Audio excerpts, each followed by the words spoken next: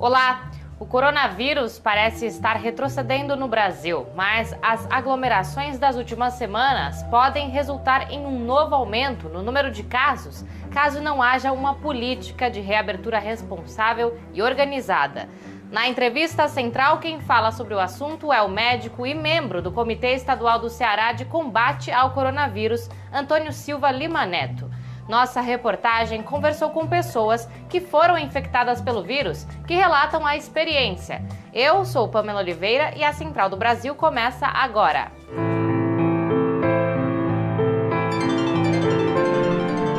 Central do Brasil. São mais de 7.000 focos de incêndio registrados no Pantanal brasileiro este ano. A destruição do bioma traz a morte de milhares de espécies, impacta diretamente na vida das comunidades tradicionais da região, polui o ar com a fumaça e piora as condições respiratórias de quem vive nas cidades. Muitos tentam culpar o tempo quente e seco, mas a responsabilidade deste e de outros crimes ambientais é da política de governo de Bolsonaro e do ministro Ricardo Salles. Camila Piacese traz mais informações. Nacional. As queimadas no Centro-Oeste se alastraram nesse final de semana. O Parque Estadual das Nascentes do Rio Taquari, a reserva mais importante do Cerrado e Pantanal, vira chamas. Enquanto o Brasil bate o recorde nos focos de queimadas na Amazônia, outras regiões do país também veem o seu bioma sendo destruído. E o ministro Ricardo Salles cobra da comunidade internacional recursos para a preservação ambiental. Mas o Ministério do Meio Ambiente utilizou apenas 0,4% dos recursos destinados à criação de programas de proteção e preservação ambiental. Dos 26,2 milhões autorizados, Salles só gastou 105 mil até o dia 31 de agosto. A afirmação vem da avaliação do Observatório do Clima. E o estudo foi feito pela especialista sênior em políticas públicas, Sueli Araújo. Para ela, o baixo valor significa que o Ministério está tendo problemas de gestão. Os servidores estão trabalhando, mas quando eles precisam contratar alguma coisa, contratar um estudo ou realizar ações concretas, por exemplo, de educação ambiental, ou fomentar projetos, por exemplo, na agenda ambiental urbana, que é o tema prioritário do ministro, isso não está ocorrendo em 2020. De acordo com o documento, são 11 ações paralisadas. Por exemplo, o governo não realiza mais a educação ambiental, a agenda ambiental urbana, a parte de apoio à biodiversidade e a do ecoturismo, projetos de desenvolvimento sustentável e conservação do meio ambiente, e também projetos de mitigação e adaptação à mudança do clima. Sueli acredita que o governo Bolsonaro não executa todo o orçamento intencionalmente. Porque é tão baixo, os números são tão ruins, que fica claro uma intenção de antipolítica pública, porque não é possível uma execução tão baixa. Vamos para a próxima parada, a cultural. A dica de hoje tem tudo a ver com o contexto de avanço do fundamentalismo religioso que estamos vivendo. A sugestão de literatura é do designer Miguel Sela, do Ceará. Parada cultural.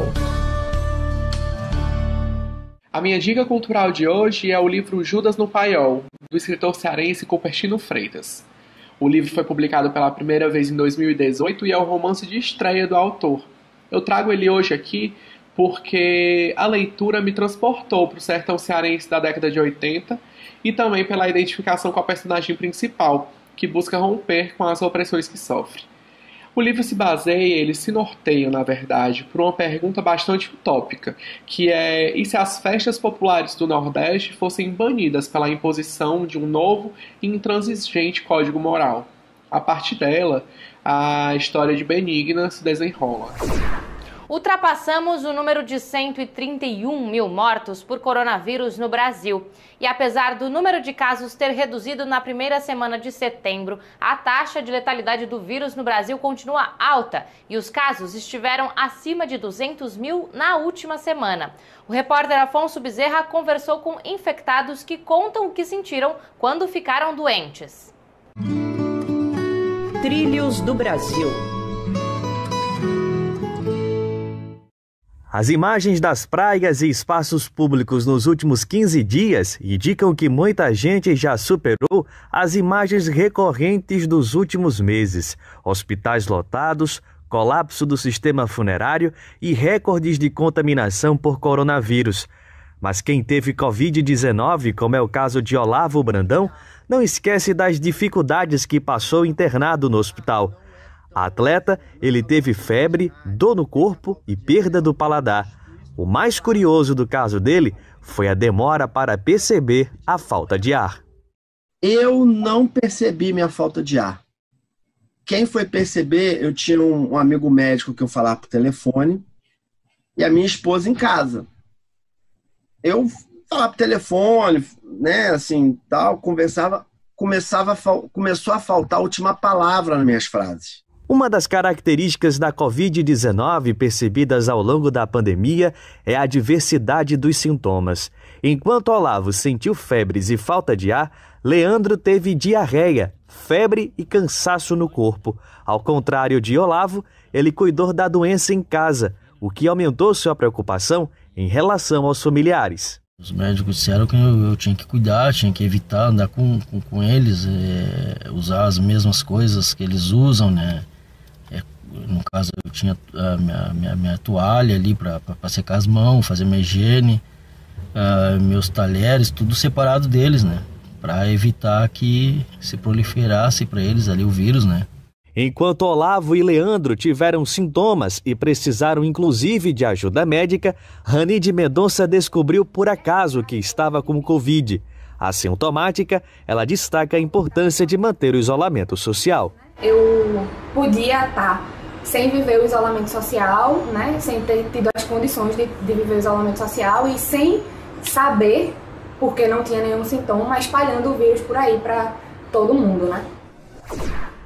O Brasil mantém cerca de 13 mil novas infecções pelo coronavírus por dia. Sem organização na reabertura, as aglomerações e os deslocamentos crescentes podem fazer voltar o número de infecções por coronavírus. O médico e membro do Comitê Nacional do Ceará de Combate ao Coronavírus, Antônio Silva Lima Neto, fala sobre o assunto com Jonatas Campos. Entrevista Central. Hoje conversaremos com o médico e pesquisador Antônio Silva Lima Neto. Ele é doutor em saúde coletiva pela Universidade Estadual do Ceará e pós-doutor pela Escola de Saúde Pública de Harvard, nos Estados Unidos. E também é membro do Comitê Estadual de Combate ao Coronavírus no estado do Ceará. Professor, agradecemos sua participação. Doutor, a imprensa noticiou o feriado de 7 de setembro com praias lotadas em várias capitais. E também não só praias, também shoppings e outros espaços públicos.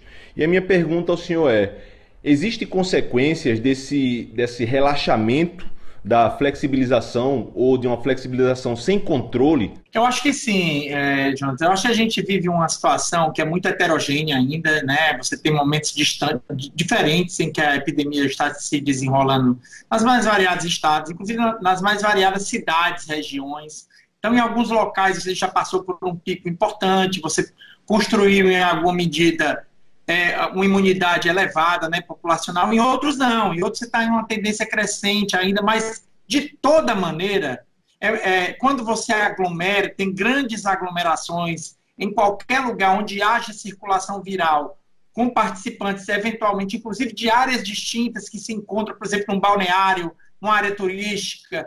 Ou seja, você tem a possibilidade de você encontrar o vírus, encontrar ali um grupo mais suscetível e eventualmente provocar o que a gente chama daqueles surtos localizados, que foi mais ou menos o que foi visto agora nos balneários espanhóis, né?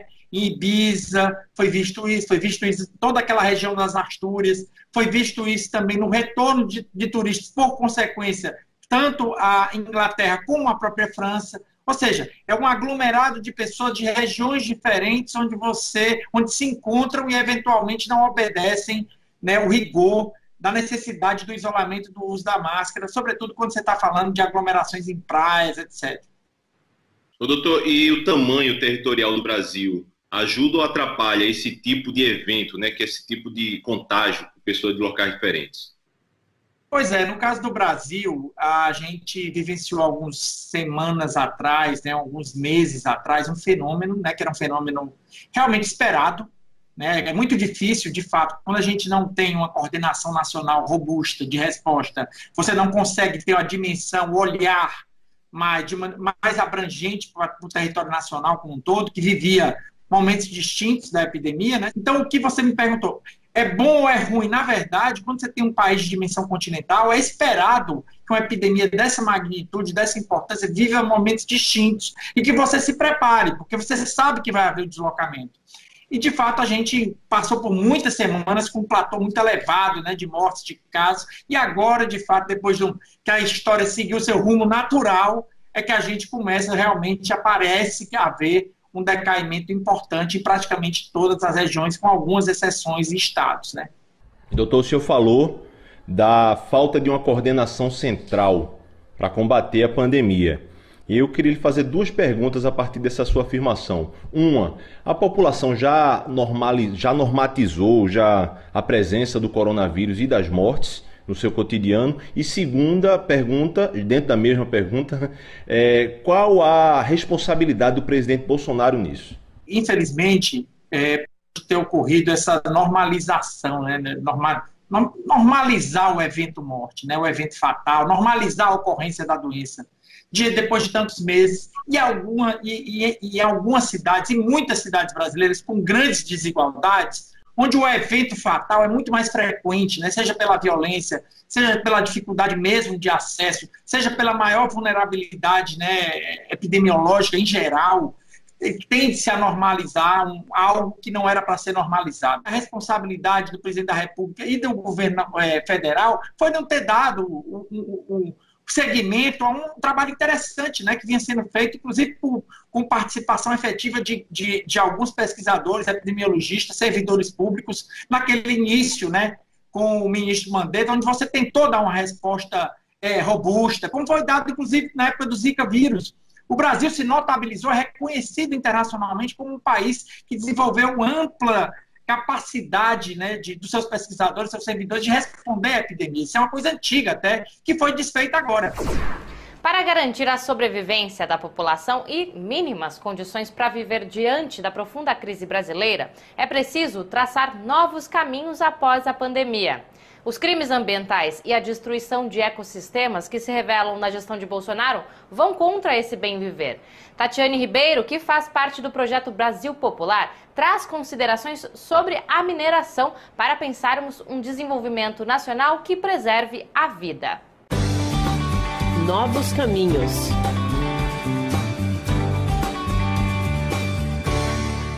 Para a gente pensar em projeto de futuro para o Brasil, a gente precisa incluir aí um debate sobre o setor minerário, que é considerado um dos setores estruturantes da economia brasileira. Mas esse setor tem causado muitos danos. Causado danos a muitas pessoas, aos trabalhadores da mineração, causado danos a famílias e às vezes até comunidades inteiras, que sofrem prejuízos, perdas, às vezes morte e expulsão dos seus territórios. Esses danos não têm sido reparados da maneira como precisam ser reparados, como a gente chama no direito de reparação integral, a que tem direito as vítimas da mineração. Reparação integral não é só restituição daquilo que foi perdido, é a restituição também das possibilidades de retomada dos modos e projetos de vida. A reparação integral, ela requer não só uma reparação material, mas também uma reparação simbólica. Ela também requer a satisfação das pessoas que estão exercendo seu direito à reparação. A gente encerra o programa relembrando Dom Paulo Evaristo Arnes. Falecido em 2016, ele faria 99 anos hoje. Dom Paulo foi um lutador popular que resistiu à ditadura militar e foi um grande defensor dos direitos humanos e da democracia. E se você perdeu algum conteúdo, corre lá em nosso Instagram para assistir, @Programa Central do Brasil. Até amanhã!